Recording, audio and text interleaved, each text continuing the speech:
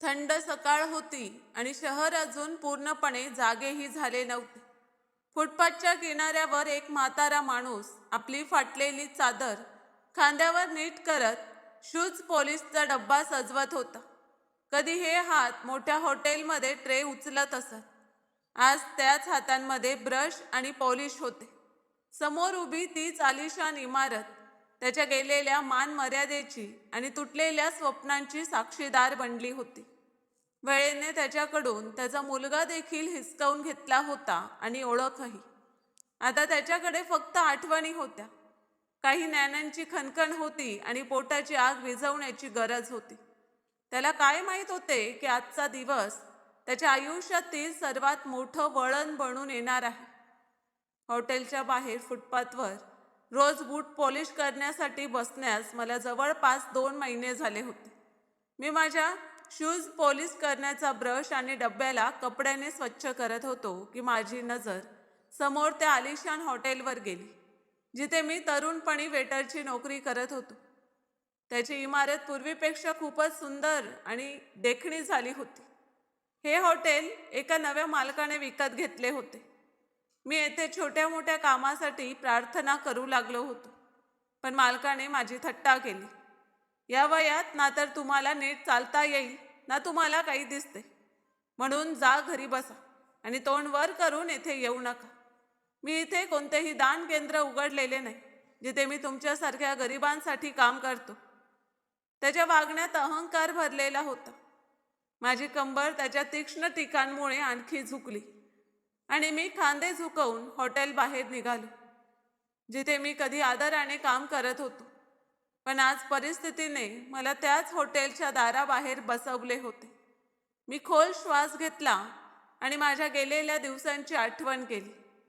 ते दिवस जेव्हा मी स्वच्छ कपडे घालून त्या हॉटेलमध्ये प्रवेश करत असे, जेव्हा ग्राहक मला टीप देत तेव्हा मी त्यांना थँक्यू म्हणत असे आणि ते पैसे माझ्या मुलाच्या शिक्षणासाठी वाचवत असे. आज तीच जागा माझ्यासाठी पूर्ण अनोळखी ठिकाणासारखी झाली होती. माझ्या चेहऱ्यावरील सुरकुत्या आणि खरबरीत तळहात आयुष्यभराच्या मेहनती आणि गरिबीची साक्ष देत होते. नजर कमकुवत झाली होती की अनेकदा बुटाची शिवण पाळण्यासाठी मला वारंवार वाकावे लागत असे, पण पोटाची आग विझवण्यासाठी हे काम करावेच लागत असे. या म्हातारपणी बसून मी हेच काम करू शकत होतो. हॉटेलचा नवा मालक एक अहंकारी आणि असभ्य तरुण होता. त्याचे वय सुमारे 30 वर्ष असेल, पण जेव्हा जेव्हा तो मला इथे बसलेला पाहत असे तेव्हा त्याच्या चेहऱ्यावर तिरस्काराच्या रेषा उमटत. अनेकदा त्याने मला येथून हाकलण्याची धमकी दिली होती, पण मी अनेकदा रडत असे आणि तिथून उठून जात असे. त्या सकाळीही मी भयंकर थंडीत येऊन फुटपाथजवळ झाडाजवळ माझा सामान घेऊन बसलो होतो. माझ्या खिशात फक्त 50 रुपये होते, तर विजेचे बिल, गॅसचा खर्च आणि घराचे भाडे माझ्या डोक्यावर होते. मला कसेही करून पैसे जमवावे लागणार होते, नाहीतर छत निघून जाईल. मग अशा स्थितीत मी कुठे जाईल? काही ग्राहकांनी आपले बूट स्वच्छ करवले तर 100 रुपये मिळाले, तर थोडा धीर मिळाला. एक साहेबाने 100 रुपयांची नोट माझ्या दिशेने फेकली, जी हवेत उडत उडत खाली पडली, पण मी वाकून तिला उचलू लागलो. माझ्यात आत्मसन्मान आणि स्वाभिमान तर कधीच संपला होता. मी प्रत्येक क्षण बेइज्जती आणि अडचणी सहन करण्यासाठी मजबूर होतो. शेवटी जिवंत राहण्यासाठी हे सर्व करावे लागते. थंडी वाढू लागली. मी स्वतःला एका जुन्या ब्लँकेटमध्ये गुंडाळले. जवळून जाणारे लोक मला विचित्र नजरेने पाहत. कधी कोणी दयेच्या दृष्टीने पाहत, तर कधी कोणी तिरस्काराने, आणि मग बोलत पुढे जात. पण त्या लोकांचे काही बोलणे माझ्या छातीत बाणासारखे खुपत आणि खूप त्रास देत. जेव्हा एखादी स्त्री आपल्या मुलाला सल्ला देत म्हणत असे की जर तू अभ्यास केला नाहीस तर याच्यासारखा होशील, हे ऐकताच माझे हृदय आतून रडत असे. मला माझा मुलगा खूप आठवत असे, ज्याच्यासाठी मी आयुष्यात खूप मेहनत केली होती. आता ही स्थिती माझी गरज होती. मी कधीही कसूर सोडली नव्हती, पण आज मी एकटा होतो. देव कधीही कोणत्याही बापाला म्हातारपणी अशा प्रकारे एकटा करू नये. संध्याकाळ होऊ लागली तेव्हा मी माझा सामान आवरू लागलो. आजची कमाई फक्त 500 रुपये झाली, जी मोठ्या अडचणीने एक वेळेच्या भाकरीसाठी पुरेशी होती. मी त्या नोटा खिशात ठेवल्या आणि विचार केला की उद्या पुन्हा यावे लागेल. तेव्हा हॉटेलच्या मालकाची गाडी अचानक माझ्या जवळ येऊन थांबली. मला तेथे बसलेला पाहून त्याचा राग चढला. तो आपल्या गाडीतून रागाने खाली उतरला आणि त्याने काहीही विचार न करता मला एक जोरदार लाथ मारली, ज्यामुळे मी माझा तोल सांभाळू शकलो नाही आणि तोंडावर त्या दगडी रस्त्यावर पडलो. माझे म्हातारे शरीर इतक्या वेगाने आकडले की मी सरळ होऊ शकलो नाही. माझे कपाळ एका दगडावर आदळले आणि रक्ताची धार बाहेर आली. वेदनेची एक तीव्र लहर माझ्या संपूर्ण शरीरात पसरली आणि मी कणलो. माझा पॉलिशचा सारा सामान विखुरला गेला, जो इकडे तिकडे लोटला गेला आणि ब्रश दूर जाऊन पडले. असहाय्यतेने माझ्या डोळ्यात अश्रू आले. मी मोठ्या अडचणीने उठलो होतो की तो ओरडून म्हणाला, इथून निघून जा, भिकारी कुठला. माझ्या हॉटेलची सारी चमक खराब करून ठेवली आहेस तू. त्याच्या आवाजात इतकी कठोरता होती की आसपासचे लोकही थांबले. मी तुला कितीदा सांगितलं आहे की येथे बसू नकोस, पण लातांचे भूत तर बोलण्याने ऐकत नाहीत. आता कदाचित पुन्हा येण्याची तुझ्यात हिंमत नसेल. मी माझ्या हातांनी माझे जखमी कपाळ धरले आणि डोळे मिटले आणि मनातून देवाला हाक मारली. मग मी विखुरलेले ब्रश गोळा करू लागलो. माझे तोंड बंद झाले होते. आसपास उभे लोक हे दृश्य पाहत होते, पण कोणीही पुढे येऊन मला, त्या म्हाताऱ्याला उठवण्याचा प्रयत्नही केला नाही. सर्व शांत होते आणि मी एकटा माझ्या गरजेत रस्त्यावर पडलो होतो. माझे नाव अनंत आहे आणि मी गेल्या 50 वर्षांपासून या शहरात आहे. मी वर्षानुवर्ष वेटर म्हणून काम केले, पण कधी मालकाने मला दटावले नाही. माझा जुना मालक एक अतिशय चांगल्या मनाचा माणूस होता, जो आम्हा नोकरांना चांगली वागणूक देत असे. तो मला मुलगा म्हणून हाक मारत असे आणि माझी मदतही करत असे. माझा एकच मुलगा होता, सुनील, ज्याला शिकण्याची खूप आवड होती. जेव्हा तो जन्मला तेव्हा मी त्याला माझ्या मांडीवर घेऊन निर्णय घेतला होता की मी त्याला सर्वोत्तम शिक्षण देईन. मी इच्छित होतो की तो एक मोठा अधिकारी बने आणि त्याला माझ्यासारखे कधीही लोकांचे बोलणे खाऊ लागू नये. मी स्वप्न पाहिले होते की एक दिवस माझा मुलगा युनिफॉर्म घालून माझ्या समोर उभा राहील आणि मला अभिमानाने सांगेल की बाबा पहा, तुमची मेहनत फळास आली आहे. या स्वप्नाने मला अनेक दिवस आशेने बांधून ठेवले होते. माझी पत्नी तरुणपणीच या जगाला सोडून गेली होती, म्हणून वडील आणि आई दोघांचंही कर्तव्य मी निभावलं होतं. सुनील जेव्हा 3 वर्षांचा होता तेव्हा त्याच्या आईला TB झाला आणि ती वाचू शकली नाही. पण माझ्या जगण्याचा एकमेव आधार माझा मुलगा बनला. मी सकाळी लवकर उठत असे, सुनीलला तयार करत असे, त्याला शाळेत पाठवत असे, त्याचे टिफिन तयार करून देत असे. हे सर्व मी स्वतः करत असे. मग हॉटेलला जात असे. शाळेतून परत येताना सुनील हॉटेलला येत असत. मग रात्री आम्ही दोघे मिळून घरी जायचो. मी दिवस रात्र मेहनत करत असे. हॉटेलवर ग्राहकांची चापलुसी करत राहत असे आणि मग जे टीप मिळत असे ती सांभाळून ठेवत असे, जेणेकरून माझ्या मुलाची फी देऊ शकेन. कधी कधी तर मी अर्धी भाकरी खाऊनही काम चालवत असे. पण सुनीलच्या शिक्षणाचा खर्च कधीही कमी होऊ देत नसे. मी इच्छित होतो की माझा मुलगा मोठा अधिकारी बनावा. त्याच्या मार्कशीटवर जेव्हा चांगले गुण येत तेव्हा मी आनंदाने फुगून जाई आणि त्याला माझ्या मिठीत घेत असे. त्याच दिवसात हॉटेलवर एक छोटासा अनाथ मुलगा भांडी धुण्यासाठी कामावर ठेवला गेला, ज्याचे नाव विजय होते. तो कदाचित 10 किंवा 11 वर्षांचा असेल, पण तो खूपच कमकुवत होता. त्याचे आई वडील एका अपघातात मरण पावले होते आणि तो आपल्या क्रूर काकाकडे राहत होता. त्याचा काका एक निर्दयी माणूस होता, जो त्याला खूप मारहाण करत असे. आणि हॉटेलमध्ये कामावर लावून सोडून दिले होते. विजय सकाळपासून संध्याकाळपर्यंत भांडी धुत असे आणि जे पैसे मिळत ते सर्व त्याचा काका त्याच्याकडून हिसकावून घेत असे.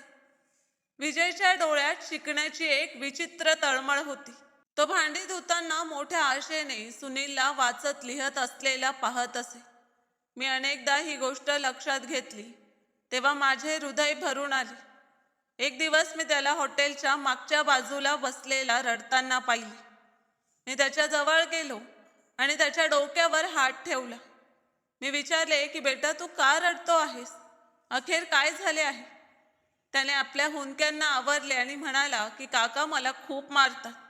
मला पुस्तकेही विकत घेऊ देत नाहीत आणि शाळेतही जाऊ देत नाहीत. तरी मी शिकायला इच्छितो, पण माझ्याकडे तर पैसेही नाहीत. मी जे काही कमावतो ते सर्व काका हिसकावून घेतात. त्याच्याकडे पाहताना मला माझ्या मुलाचा विचार आला, ज्याला मी अधिकारी बनवायला इच्छित होतो. मी विचार केला की जर माझा मुलगा शिकू शकतो तर हा मुलगा का नाही? हा देखील कोणाचा तरी मुलगा आहे, याचेही स्वप्न आहेत. मी विजयला उठवले आणि त्याचे अश्रू पुसले. मी त्याला म्हणालो की बेटा, तू काळजी करू नकोस, मी तुझी मदत करेन. तू दिवसात शाळेत जा आणि दुपारी इथे काम करायला सुरुवात कर. मी त्याच्याशी वचन दिले की मी माझ्या टिपचे पैसे तुला देईन, जेणेकरून तू फी आणि पुस्तके घेऊ शकशील. विजयच्या डोळ्यात हे ऐकताच जणू तारे चमकले. तो माझ्या पायांवर पडला आणि मला बाबा म्हणून हाक मारू लागला. म्हणाला की तुम्ही तर माझ्यासाठी देवदूत आहात. मी त्याला उठवले आणि मिठीत घेतले. त्या दिवसापासून माझा दिनक्रम बदलला की मी माझ्या मुलासोबतच विजयच्या शिक्षणाचा खर्चही उचलू लागलो. हॉटेलचा मालक मला पाहताच टीका करू लागत असे. आनंद, तू स्वतः 2 वेळेच्या भाकरीसाठी आसुसलेला आहेस, मग हे नवं ओझं तुझ्या खांद्यावर का उचलतो आहेस? अरे, गरीब घरच्या मुलांना उष्टे उचलण्याचे कामच करायचे असते. त्यांना अधिकारी बनण्याचे स्वप्न दाखवू नकोस. तुझे 4 पैसे वाचव.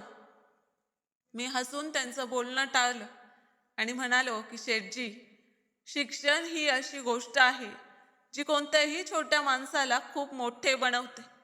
काय माहीत, हा मुलगा उद्या स्वतःचं नशीब बदलून टाकेल. माझा विश्वास होता की चांगुलपणा कधीही वाया जात नाही. मी जाणत होतो की एका अनाथ मुलाची मदत करणे ही खूप मोठी पुण्याई आहे आणि देव याचे फळ नक्कीच देईल. विजयने मला कधी निराश केले नाही आणि त्याची मेहनत पाहून मी आनंदी होत असे. विजय खूपच समजदार होता. तो संध्याकाळी भांडी धुत असे, हात काळे करत असे, पण सकाळी लवकर तो स्वच्छ कपडे घालून शाळेत जायला निघत असे आणि पूर्ण मेहनतीने शिकत असे. मी त्याच्यासाठी 2 जोडी ड्रेस विकत घेतले आणि शूजही. तो जेव्हा शाळेत जात असे तेव्हा इतर मुलांसारखाच दिसत असे आणि कोणी त्याला अनाथ म्हणू शकत नसे.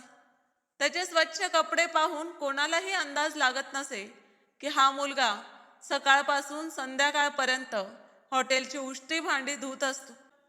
मी त्याच्यासाठी 2-3 जोडी कपडे आणखी घेतले, जेणेकरून गरज पडल्यास तो तेही घालू शकेल आणि तेथे तो कोणापेक्षा कमी पडणार नाही. तो प्रत्येक परीक्षेत सर्वोत्तम गुण घेऊन येत असे आणि मग आपला निकाल सर्वप्रथम मला दाखवत असे. जेव्हा जेव्हा तो चांगले गुण घेऊन येत असे तेव्हा त्याच्या डोळ्यात एक विचित्र चमक येत असे. तो धावत हॉटेलवर येत असे आणि म्हणत असे की बाबा पहा, मी पुन्हा फर्स्ट आलो आहे. मी त्याचे रिपोर्ट कार्ड पाहत असे आणि आनंदाने त्याच्या डोक्यावर हात फिरवत असे. त्याला मिठीत घेऊन म्हणत असे की शाब्बास बेटा, तू खूप चांगले केलेस. तुझी मेहनत रंग आणत आहे आणि एक दिवस तू नक्की यशस्वी होशील. माझा मुलगा सुनील अभ्यासात सरासरी दर्जाचा होता, पण विजयची समजदारी कमालची होती. सुनील मेहनती होता, पण त्याची समज विजय इतकी तीव्र नव्हती. तरीही जेव्हा मी दोन्ही मुलांना एकत्र अभ्यास करताना पाहत असे तेव्हा खूप आनंद होत असे. दोघंच चांगली मैत्री झाली होती आणि ते भाऊसारखेच राहत असत.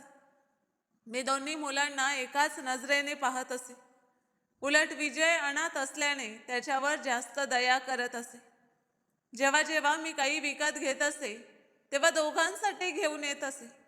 जर सुनीलला एखादी वस्तू देत असे तर विजयलाही तीच वस्तू देत असे, जेणेकरून त्याला कमीपणाचा अनुभव येऊ नये. विजय मला आपल्या वडिलांसारखेच मानत असे आणि मी त्याला आपला मुलगाच समजत असे. हॉटेलवर काम करताना जेव्हा जेव्हा माझी नजर त्याच्यावर पडत असे तेव्हा माझे हृदय आनंदाने भरून जात असे की मी एका अनाथाचं आयुष्य बदलत आहे. असे अनेक वर्ष गेली. विजय आता 15 वर्षांचा झाला होता. चांगला कडक काठीचा झाला होता. त्याच्या चेहऱ्यावर आता तरुणपणाचे भाव दिसू लागले होते, पण त्याच्या डोळ्यात तीच निरागस आणि शिकण्याची लगन होती. त्याचा काका अजूनही त्याला मारत असे आणि त्याची कमाई हडप करत असे, पण तो खूपच संयमी मुलगा होता. त्याची मेहनत फळाला आली. त्याने बोर्डाची परीक्षा दिली आणि जेव्हा निकाल लागला तेव्हा संपूर्ण शहरात त्याच्या नावाची चर्चा झाली. वर्तमानपत्रात त्याचा फोटो छापून आला आणि शाळेने त्याचा सत्कारही केला. मी ही बातमी ऐकली तेव्हा माझ्या आनंदाला पारावार उरला नाही.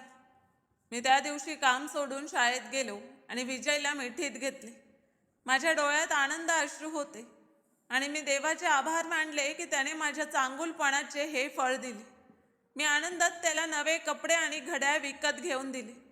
मी माझ्या पूर्ण महिन्याची सॅलरी खर्च करून त्याच्यासाठी एक चांगला ड्रेस विकत घेतला आणि सुंदर घड्याळही. विजयने जेव्हा त्या वस्तू पाहिल्या तेव्हा तो रडला. त्याने माझे पाय धरले आणि कापत्या आवाजात म्हणाला की बाबा, तुम्ही माझा अभिमान आहात. मी भावनांनी भरून त्याला छातीशी कवटाळले. तो खूप आनंदी होता आणि त्याचा आनंद पाहून मी हसलो. मी कधीच विचार केला नव्हता की कोणाचा आनंद माझ्यासाठी इतका महत्त्वाचा असू शकतो. विजयचे यश हे माझे स्वतःचे यश होते आणि मी त्याला आपला मुलगाच समजत असे. हॉटेलच्या मालकानेही माझी प्रशंसा केली आणि म्हणाला की अनंत, तू खरोखरच खूप चांगले काम केलेस. मी हसून म्हणालो की शेठजी, ही तर फक्त देवाची कृपा आहे. मग एक दिवस अचानक विजय गायब झाला. तो सकाळी हॉटेलवर आलाच नाही आणि संध्याकाळपर्यंत तो परत आला नाही. मला वाटले की कदाचित शाळेत गेला असेल, पण जेव्हा तो शाळेतूनही परत आला नाही तेव्हा मी चिंतेत पडलो की कुठे तो आजारी तर नाही किंवा आणखी काही अडचण तर झाली नाही. मी पूर्ण दिवस वाट पाहिली पण तो आलाच नाही. मग संध्याकाळी जेव्हा मी त्याच्या घरी गेलो तेव्हा पाहिले की दारावर कुलूप लावलेला होता. हे पाहून माझे हृदय बसले. मी आसपासच्या शेजाऱ्यांना विचारले तेव्हा कळले की त्याचे काका रात्रीच घर रिकामे करून तेथून पळून गेले, कारण त्यांच्यावर खूप कर्ज चढले होते. कर्जदार त्यांच्या मागे लागले होते. एका शेजारणीने सांगितले की विजय खूप रडत होता आणि ओरडत म्हणत होता की मला तुमच्यासोबत जायचे नाही, पण त्याच्या काकाने त्याचे एकही ऐकले नाही. हे सर्व ऐकून माझे हृदय खूप दुखावले. मी तिथेच रस्त्यावर बसलो.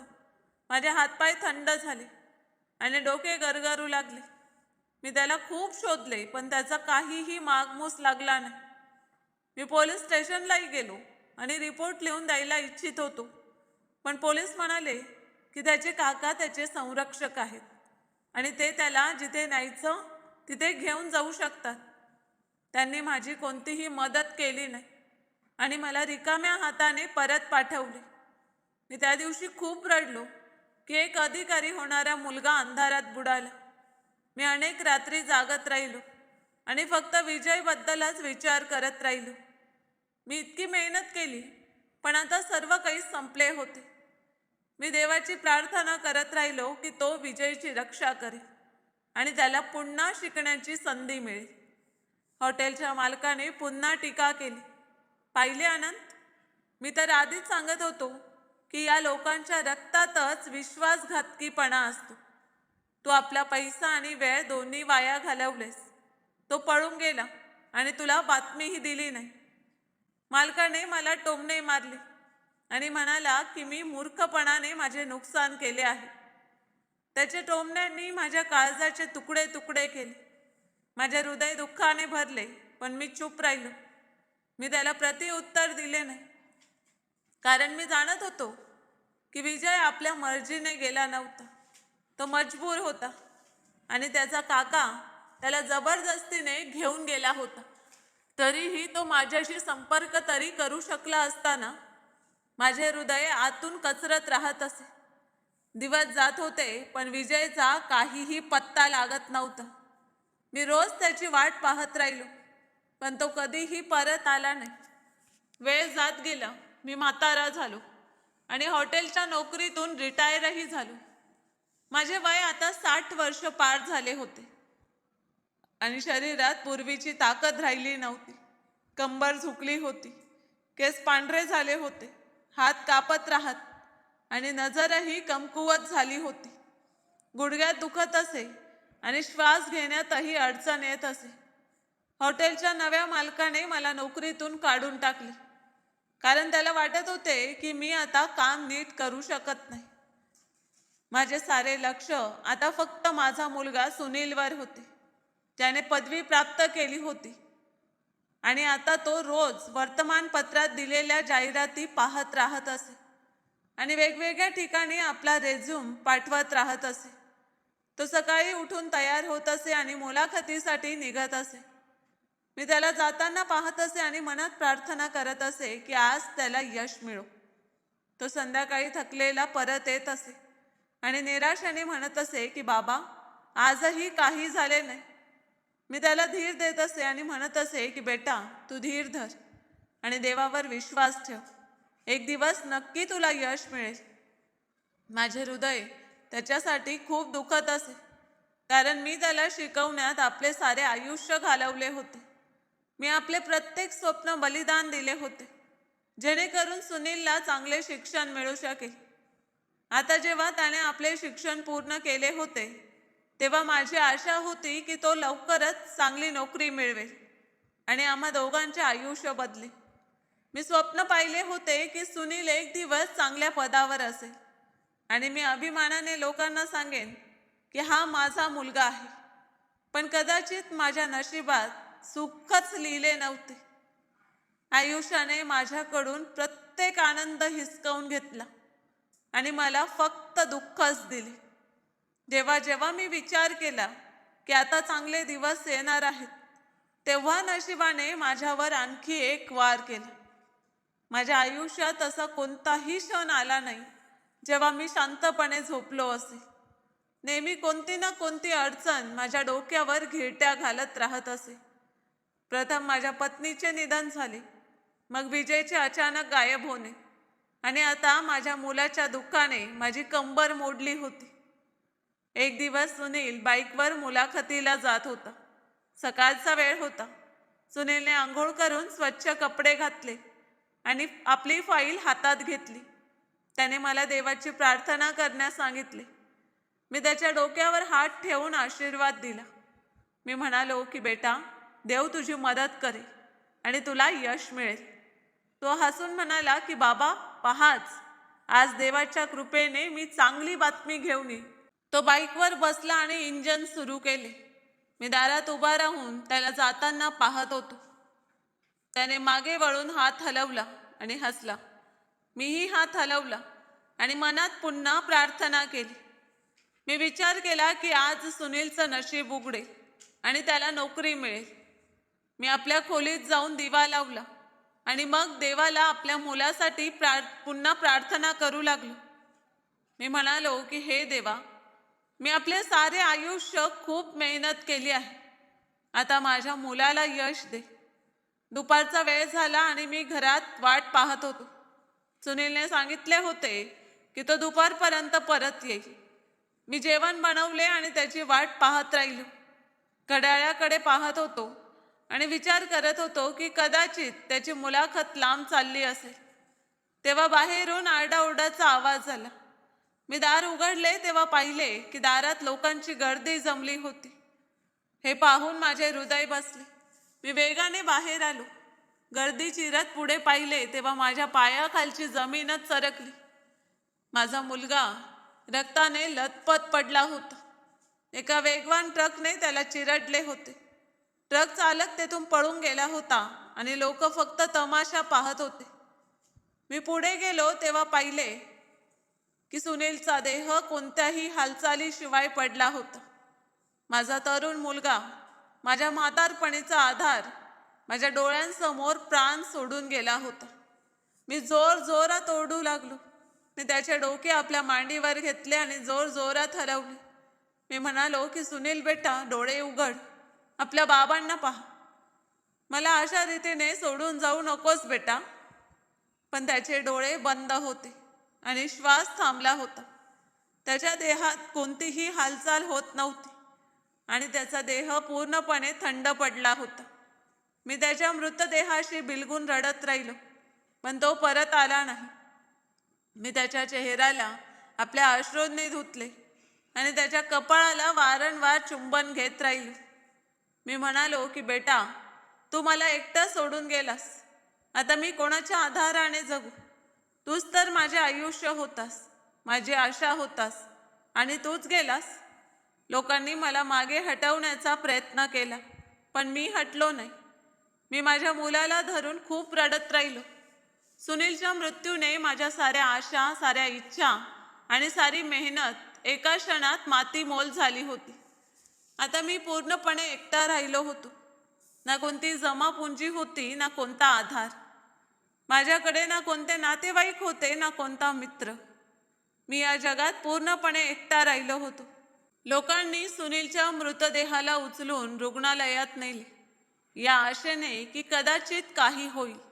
पण डॉक्टरांनी सांगितले की तो तर घटनास्थळीच मरण पावला होता. मी माझ्या मुलाला आपल्या हातांनी कफन घातले, त्याच्या अर्थीला खांदा दिला आणि त्याच्या चितेला आग लावली. जेव्हा मी त्याच्या देहावर कफन टाकले तेव्हा माझे हृदय फाटले होते. मी त्याच्या चितेजवळ बसून खूप रडलो आणि म्हणालो की बेटा, तू आपल्या बापाला खूप लवकर सोडून गेलास. मी आता कसा जगू? मी सारी रात्र स्मशानातच घालवली आणि आपल्या मुलाशी बोलत राहिलो. सुनीलच्या मृत्यूनंतर माझे आयुष्य पूर्णपणे अंधारात बुडाले होते.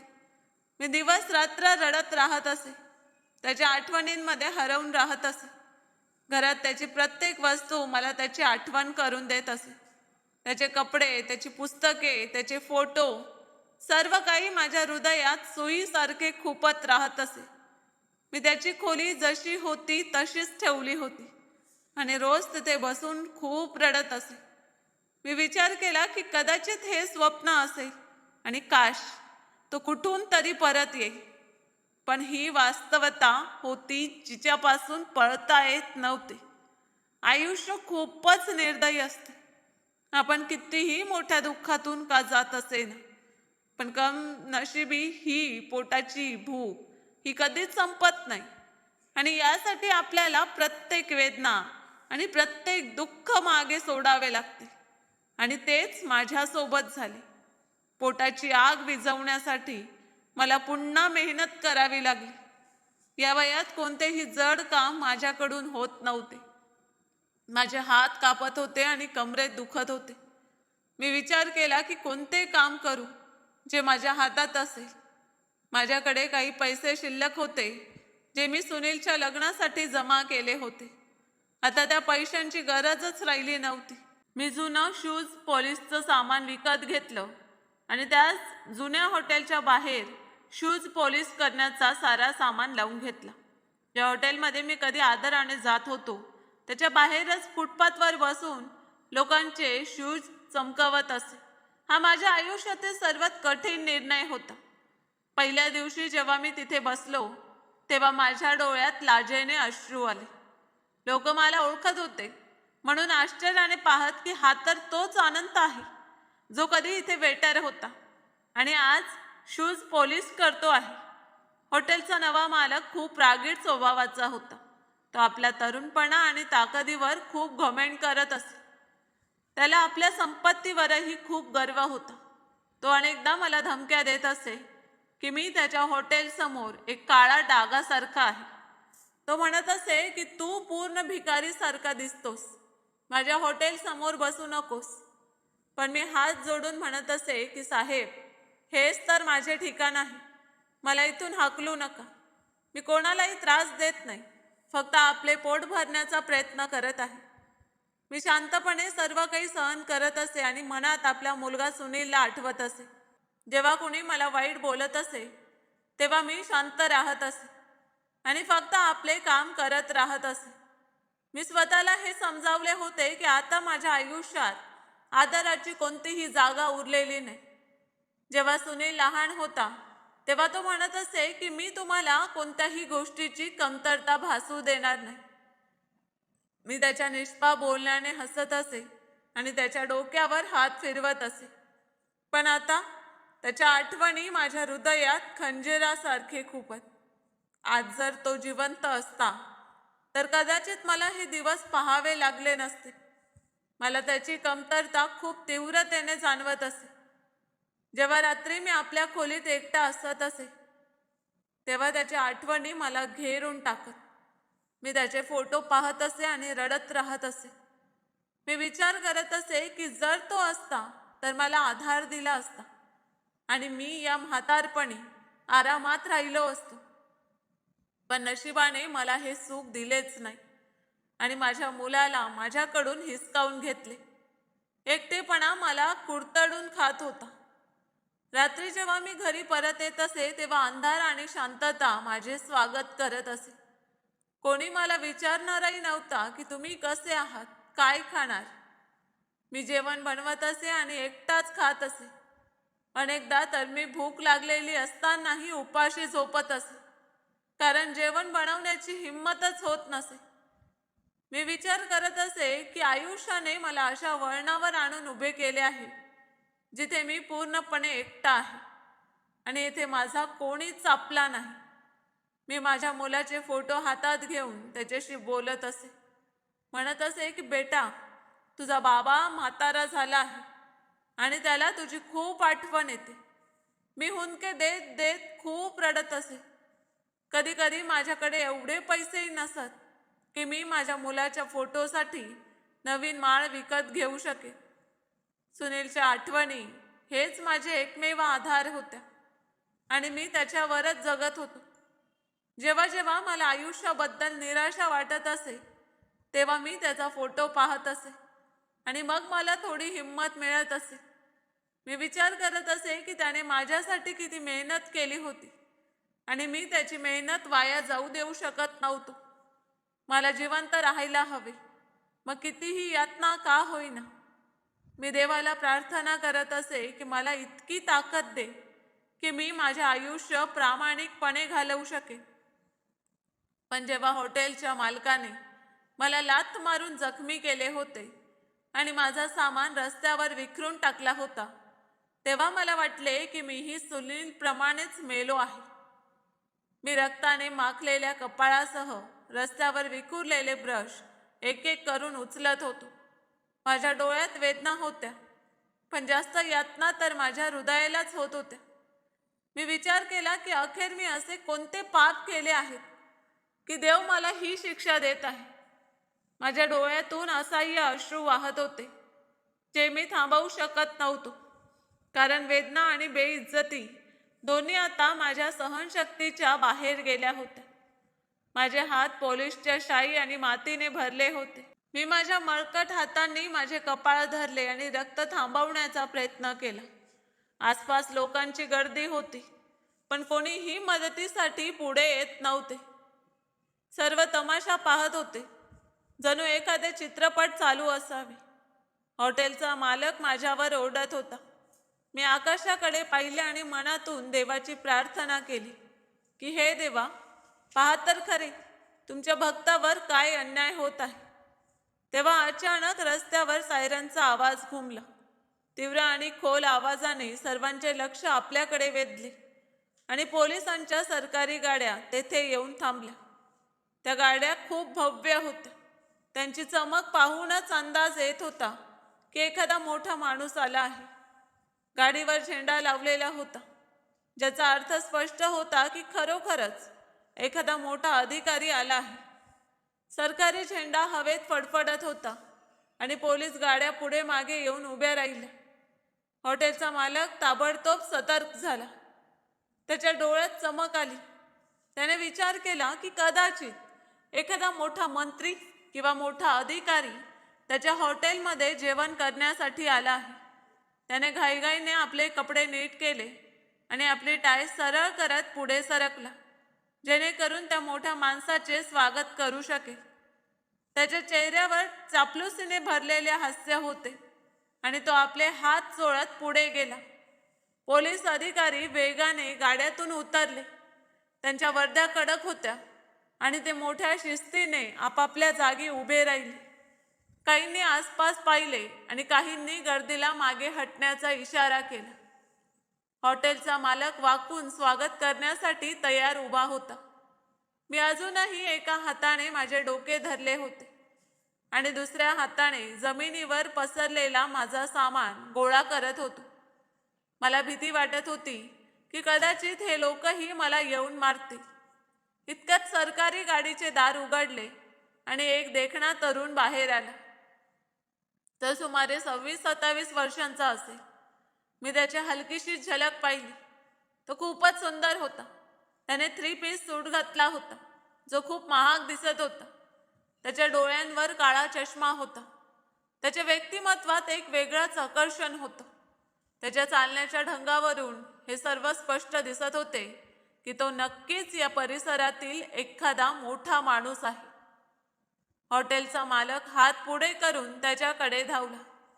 त्याने मोठ्या आवाजात म्हटले की स्वागत आहे सर आमच्या हॉटेलमध्ये. आम्ही खूप नशीबवान आहोत की आपण आमच्या हॉटेलमध्ये आलात. जर आपण आम्हाला आधीच माहिती दिली असती तर आपल्या स्वागतासाठी आम्ही खास व्यवस्था करवली असती. चला, काही हरकत नाही, आज चला, मी आपल्यासाठी खास टेबल तयार करतो. तो खूप आनंदी होता आणि विचार करत होता की आता त्याच्या हॉटेलचे नाव संपूर्ण शहरात प्रसिद्ध होईल. पण त्या तरुण माणसाने हॉटेलच्या मालकाकडे पाहिलेच नाही. त्याच्या नजरा सरळ जमिनीवर माझ्या म्हाताऱ्यावर खेळल्या होत्या, जो रस्त्यावर पडून आपला सामान गोळा करत होता. त्याची नजर माझ्यावर खेळली होती आणि त्याच्या चेहऱ्यावर आश्चर्य आणि वेदनेचे भाव येत होते. त्याने हॉटेलच्या मालकाकडे दुर्लक्ष केले आणि फक्त मला पाहत राहिला. मी जाणवले की तो मला नजर लावून पाहत आहे. तेव्हा मी आणखी जास्त घाबरलो. मी माझा सारा सामान उचलला आणि त्याच्याकडे पाहिले आणि माझ्या कपाळावर हात नेऊन त्याला हळूच सलाम केला. मला भीती वाटत होती की जर मी त्याचा आदर केला नाही तर तोही माझ्यावर हात उगारेल. मी जसे तेथून निघालो तसे त्या तरुणाने आपला चष्मा काढून टाकला. त्याच्या डोळ्यात अश्रू तरळत होते. त्याच्या चेहऱ्यावर एक विचित्र वेदना दिसत होती. तो वेगाने गर्दी चिरत माझ्या जवळ आला. हॉटेलचा मालक आश्चर्यचकित झाला आणि म्हणाला की सर, तुम्ही कुठे चालला आहात? हा तर एक भिकारी आहे, एक म्हातारा चांभार आहे. मी त्याला आत्ता इथून हटवतो, आपण काळजी करू नका. त्याने समजले की कदाचित माझ्यामुळे त्याला त्रास होत असेल. पोलीस अधिकारीही पुढे आले आणि त्यांनी विचार केला की कदाचित त्यांचे साहेब इच्छित असतील की या म्हाताऱ्याला हटवावे. पण तरुणाने हाताच्या इशाऱ्याने सर्वांना थांबवले.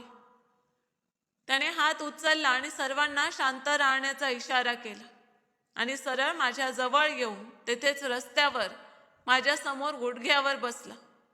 तेव्हा मागून एका पोलीस अधिकाऱ्याच्या तोंडून अचानक बाहेर पडले, डीएम साहेब, हे तुम्ही काय करत आहात? त्याने एवढेच म्हटले होते की त्या तरुणाने हाताच्या इशाऱ्याने त्याला पुन्हा शांत राहण्याचा आदेश दिला. मी हे पाहून आणखी जास्त स्तब्ध झालो की इतका मोठा अधिकारी इतका महाग सूट घालून गलिच्छ रस्त्यावर गुडघ्यावर बसला आहे. अखेर हा इतका मोठा अधिकारी एका बूट पॉलिश करणाऱ्या म्हाताऱ्याच्या पायाशी का बसला? सर्व लोक तेथे आश्चर्याने हे दृश्य पाहत होते आणि आपापसात बोलत होते. कोणी म्हणत होते की हे काय चालले आहे आणि कोणी म्हणत होते की कदाचित हा म्हातारा एखादा खास माणूस असेल. मी घाबरलो आणि भीतीने मागे हटण्याचा प्रयत्न करू लागलो. मी म्हटले की साहेबजी, माझे हात पॉलिशने काळे आहेत, कपड्यांवरही माती लागली आहे, तुमचे कपडे खराब होतील. आपण देवासाठी उठा. मी खूप लाजलो होतो आणि मला अजिबात इच्छा नव्हती की कोणताही अधिकारी माझ्यामुळे आपले कपडे खराब करे. पण त्या तरुणाने माझ्या रक्ताने माखलेल्या कपाळाकडे पाहिले आणि मग माझ्या जखमेला हळूच स्पर्श करण्यासाठी हात पुढे केला. पण मग आपला हात थांबवला. हे सर्व करताना त्याचा चेहरा वेदनेने भरला. त्याने माझे खरबरीत हात आपल्या हातात घेतले आणि मग अचानक हुंदके देऊन रडू लागला. त्याचे गरम अश्रू माझ्या हातांवर पडू लागले. पण मला तर समजतच नव्हते की हे काय चालले आहे आणि का चालले आहे. अचानक त्याने माझ्या दोन्ही पायांना हात लावला. तेव्हा मी खूप वाईट रीतीने घाबरलो. मी ताबडतोब घसरत मागे जाऊ लागलो. पण त्याने आपले अश्रू पुसले आणि माझे दोन्ही हात पकडले आणि आपल्या कापत्या आवाजात म्हटले की बाबा, तुम्ही मला ओळखले नाही? मी विजय आहे, तुमचा छोटासा विजय, ज्याला तुम्ही भांडी धुण्यापासून वाचवून शाळेत शिकण्यासाठी पाठवले होते. तो अनाथ मुलगा ज्याची तुम्ही मदत केली होती आणि ज्याला तुम्ही शिकवले होते. त्याच्या आवाजात वेदना होती आणि तो पुन्हा रडू लागला. माझ्या डोक्यात जणू विजयचा कडकडाट झाला. विजय हे नाव ऐकताच माझे हृदय धडक्याने थांबले. माझ्या धुंद झालेल्या डोळ्यांनी त्याच्याकडे लक्षपूर्वक पाहिले आणि त्याच्या ओलसर डोळ्यात माझ्यासाठी आदर आणि प्रेम होते.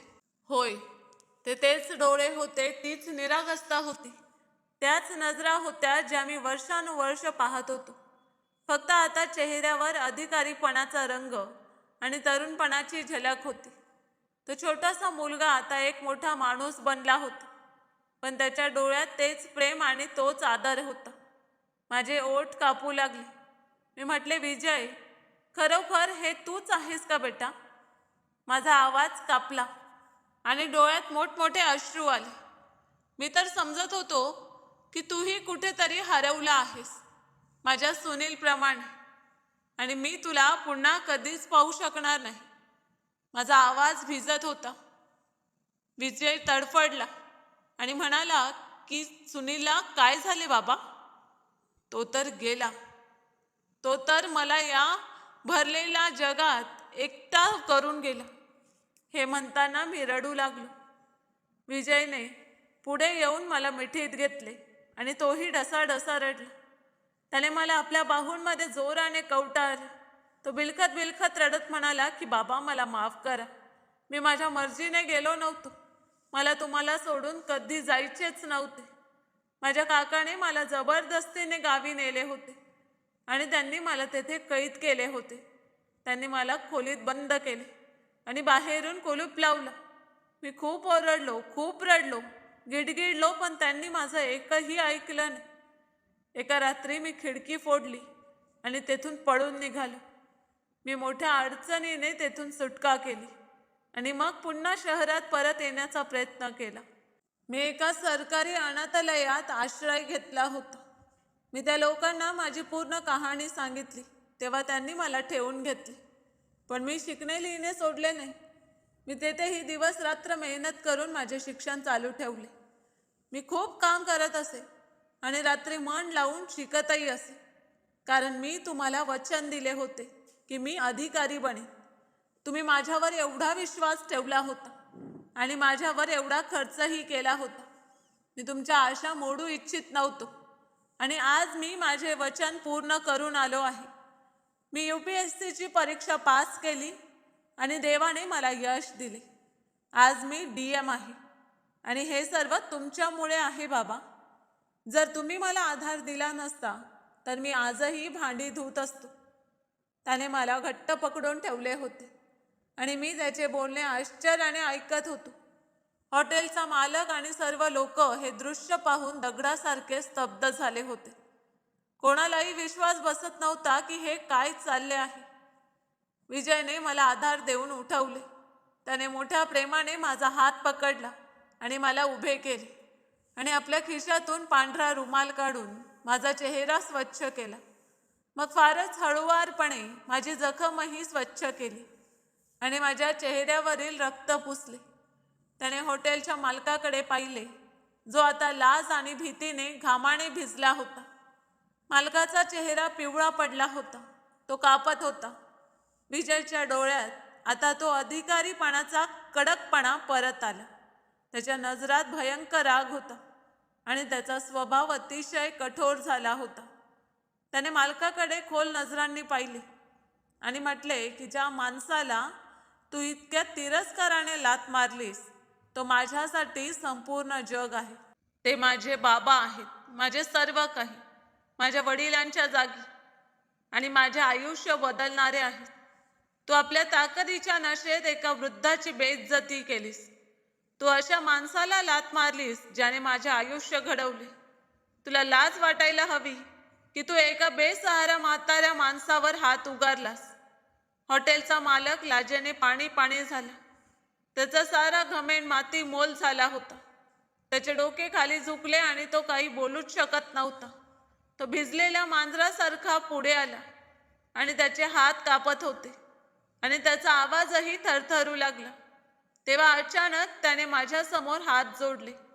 तो वाकून म्हणाला की बाबाजी, मला माफ करा. माझ्याकडून खूप मोठी चूक झाली. मी तुम्हाला ओळखले नाही. मला माहीत नव्हते की तुम्ही कोण आहात. मी लाजलो आहे आणि माफी मागतो. देवासाठी मला माफ करा.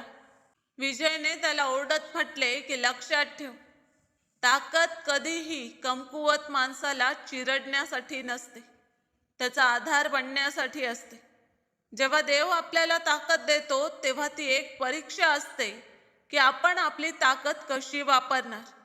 जर तू तुझ्या ताकदीचा चुकीचा वापर केलास तर देव तुझ्याकडून सर्व काही हिसकावून घेईल. आणि आजपासून मी तुझे हे हॉटेल सील करत आहे, जेणेकरून तुला माणुसकीची जाणीव होईल आणि गरीब लोक तुला किडा मुंगी वाटणार नाहीत. मी विजयचा हात पकडला आणि म्हटले की बेटा, याला सोडून दे. याला आपल्या चुकीची जाणीव झाली आहे आणि यासाठी एवढे पुरेसे आहे. देवही याला माफ करेल आणि आपणही तसेच करायला हवे. विजयने मला आपल्या सरकारी गाडीपर्यंत नेले. मोठ्या आदराने त्याने गाडीचे दार उघडले आणि मला आत बसवले आणि म्हणाला की बाबा, आजपासून तुम्हाला कधीही काम करावे लागणार नाही. तुमच्या मेहनतीचे दिवस आता संपले. आजपासून तुम्ही माझ्या सोबत राहा. माझे घर तुमचे आहे आणि माझी प्रत्येक वस्तू तुमची आहे. तुम्हाला तो आदर मिळेल ज्याचे तुम्ही हकदार आहात. तुम्ही मला आयुष्य दिले आणि आता मी तुमची सेवा करेन. हे ऐकताच मी मनातून देवाची प्रार्थना करू लागलो. मी गाडीच्या मऊ सीटवर बसून खिडकीतून बाहेर पाहत होतो. गाडीची सीट इतकी आरामदायक होती की मी वर्षानुवर्ष अशा आरामात बसलोच नव्हतो. ते हॉटेल मागे राहिले होते जिथे मी आपले तरुणपण आणि म्हातारपण घालवले होते. ती जागा जिथे मला माझ्या गरिबीमुळे बेइज्जत केले गेले होते, पण आता ते माझ्या हृदयातून उतरले होते. मी जाणवले की एखाद्या लांबलचक काळानंतर माझ्या हृदयाला शांतता मिळाली आहे. मी विचार करत होतो की चांगुलपणा कधीही वाया जात नाही. तो परत येतोच आणि अनेकदा तेथून येतो जेथून आपण कल्पनाही करू शकत नाही. मी एका अनाथ मुलाला आधार दिला होता आणि कोणत्याही मोबदल्याची अपेक्षा केली नव्हती. मी फक्त देवाच्या इच्छेने त्याची मदत केली होती. आणि आज जेव्हा मी बेसहारा झालो तेव्हा देवाने त्याच अनाथाला माझा आधार बनून पाठवलं. वरच्या देवाचं हे उपकार पाहून माझं हृदय आनंदाने धडकू लागलं. माझ्या डोळ्यातून समाधानाचे अश्रू वाहत होते. हे आनंदाचे अश्रू होते, दुःखाचे नव्हे. आणि हृदय म्हणत होते की निसंदेह देव सर्व काही ठीक करणार आहे. तो आपल्या माणसाला कधीही एकटा सोडत नाही आणि नेहमी त्यांची मदत करतो. मी आपल्या आयुष्यात खूप दुःख पाहिले, पण आज मला त्या सर्व दुःखांपासून एकदम मुक्ती मिळाली. मला माझ्या संयमाचे फळ मिळाले. विजयने माझ्याकडे पाहिले आणि हसला. त्याच्या हास्यात प्रेम आणि आदर होते. तर मित्रांनो, जर तुम्हाला ही कथा आवडली असेल तर कमेंट करून नक्की सांगा. व्हिडिओला लाईक करा, जास्तीत जास्त शेअर करा आणि चॅनलवर नवीन असाल तर सबस्क्राईब करायला विसरू नका. धन्यवाद.